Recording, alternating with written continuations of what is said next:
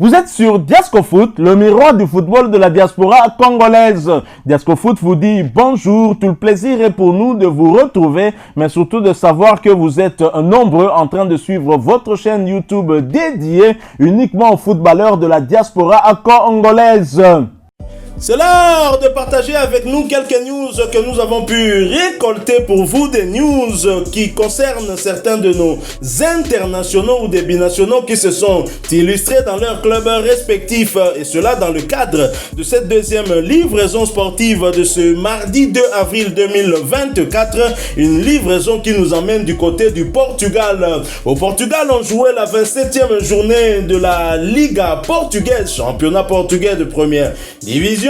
L'international congolais Simon Banza a encore frappé un doublé et un record égalé pour notre international qui devient inarrêtable. Yes I can, et certainement une parole que se dit l'international congolais Simon Banza. En effet, depuis son retour de Cannes avec la RDC, il est inarrêtable, notre Simon Banza. Sa saison avec le Sporting Club Braga est déjà exceptionnelle, mais l'international n'en a pas encore fini avec les goalkeepers du championnat portugais. Hier, lundi soir, sur la pelouse de l'ancien club de l'international congolais Djaneli Imbula, Portimonense, Braga s'est offert une belle victoire, 3-5. Une victoire marquée encore une fois par l'empreinte de son attaquant vedette, sa star Simon Banza, auteur d'un doublé. Débarqué de la Ligue des Champions et de toute compétition européenne, Braga doit se battre pour retrouver l'Europe. Et bien sûr, cela passe par un bon classement à l'issue du championnat. Procédant avec méthode en prenant match après match, le SC Braga est allé s'imposer du côté de Portimonense, l'ancien club de Djaneli Imbula, avec maîtrise et parfois un peu de fébrilité défensive. Les hommes d'Arthur sont parvenus à leur fin. Dans un festival bien lancé par Bruma dès la 8e minute, l'international congolais Simon Banza a doublement salé l'addition. D'abord à la 49e minute, puis à la 61e minute sur penalty. Un doublé qui porte à 21 le nombre de buts inscrits cette saison par l'ancien joueur du Racing Club de Lens, ancien coéquipier d'un autre international congolais, Gaël Kakuta. Et bien évidemment, avec les 21 buts atteints du côté du championnat portugais, il reste le deuxième meilleur buteur de la compétition derrière le Suédois Gyökeres qui compte 22 buts. Ils étaient à égalité à 19 et Gyökeres avait dépassé lorsqu'il avait inscrit un triplé. Il a bien fallu inscrire soit un triplé, soit un doublé pour pouvoir le recoller en tout cas. Et la lutte promet d'être très âpre entre les deux. Je l'ai dit, Simon Banza est le deuxième meilleur buteur de la Liga portugaise avec 21 buts marqués en première division, mais pas que. En effet, il est aussi le meilleur buteur léopard de la diaspora, je dirais même léopard tout court, parce que ici au pays, je ne vois pas un attaquant ou un joueur congolais qui évolue en championnat ici égaler son nombre de buts cette saison. Il compte au total 23 buts qu'il a eu à inscrire cette saison, toute compétition confondue. À noter que Simon Banza avait bien évidemment été titularisé. Il a d'ailleurs disputé l'intégralité de ce match pour sa 8e fois consécutive. Il s'agissait également de sa 8e titularisation consécutive. Il a ainsi porté à 2446 minutes son temps de jeu sur les 3628 minutes possibles. Il a participé à 33 des 37 matchs avec son club, avec à la clé 23 buts inscrits et 5 passes décisives délivrées. Après ce festival de buts, Braga se positionne à la 4e place avec 56 points à seulement 2 longueurs du FC Porto. 3e, Braga a 17 victoires, 5 nuls et 5 défaites. Ils ont inscrit 60 buts contre 37 encaissés. Le rêve européen est donc permis pour le Léopard et ses coéquipiers. Et prochain rendez-vous pour Banza et Braga, ce sera pour le compte de la 28e journée et la réception d'Aruka. Aruka, un club d'un autre ancien international congolais du nom de André Boukia. Voilà, André Boukia qui était allé s'exiler du côté Arabie Saoudite, je crois, et je ne sais pas si on en a parlé un moment, on dirait qu'il était venu en Afrique du Nord. Je crois qu'on doit retrouver un peu, on doit essayer un peu de retrouver ses traces. C'est aussi un bon joueur, mais il n'a pas vraiment fait long feu du côté de Léopard. Alors ce match entre Braga et Arouca aura lieu le samedi 6 avril 2024 sous le coup de 18h heure de Kinshasa et 19h heure de Kamanyola, à l'est de la République démocratique du Congo.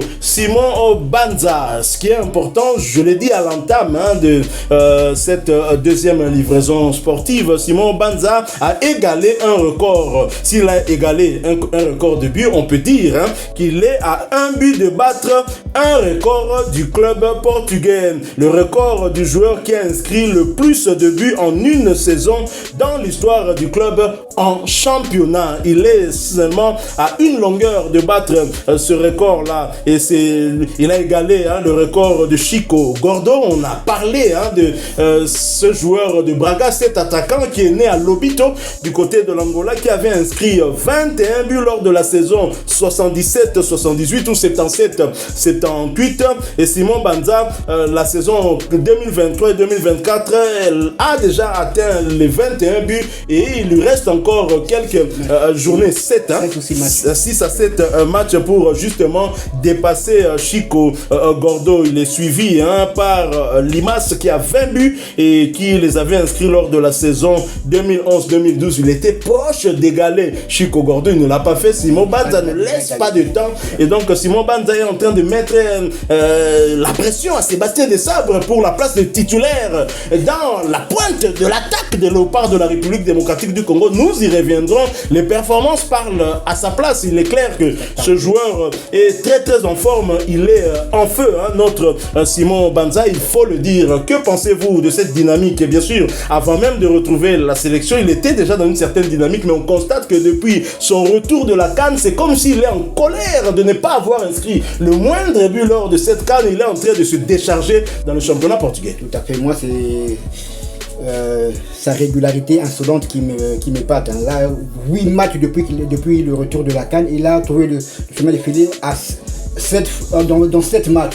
Et le seul match où il n'a pas marqué, le score est terminé par 0-0. Et souvenez-vous de ce match, il avait marqué un but, un joli but d'ailleurs, qui a été annulé malheureusement par l'arbitre. Retourné. Pour une faute dangereuse et tout ça. Donc il est vraiment très régulier et ça c'est vraiment épatant. Donc moi je dis à cette allure-là, la semaine prochaine, on va sabler le champagne parce qu'il va battre le record du nombre de Chico Gordo.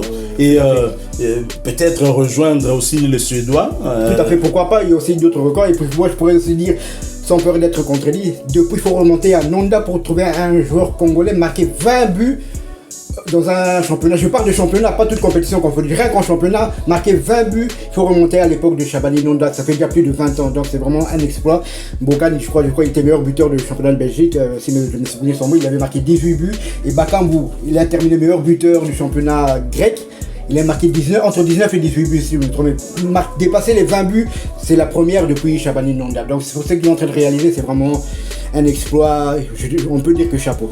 Dans le club, il est clair que ses performances apportent un plus au club de Braga. On espère qu'aussi en sélection, il va décanter son compteur. Franchement, on espère que le comité de freinage va laisser Simon Banza tranquille pour qu'il puisse justement se révéler aussi en sélection. Je crois qu'avec ses performances et la blessure qui a ralenti Cédric Bakambu, si ça continue ainsi, au mois de juin, il est clair que ce sera Banza, le patron de l'attaque de la République démocratique du Congo. Tout à fait. Et pourquoi pas ouvrir son compteur but à Dakar, là-bas, pour nous offrir la victoire. En tout cas, il n'a pas de complexe. C'est un joueur qui a joué contre le Real Madrid. Je ne vois pas une équipe sénégalaise lui faire peur. Exactement.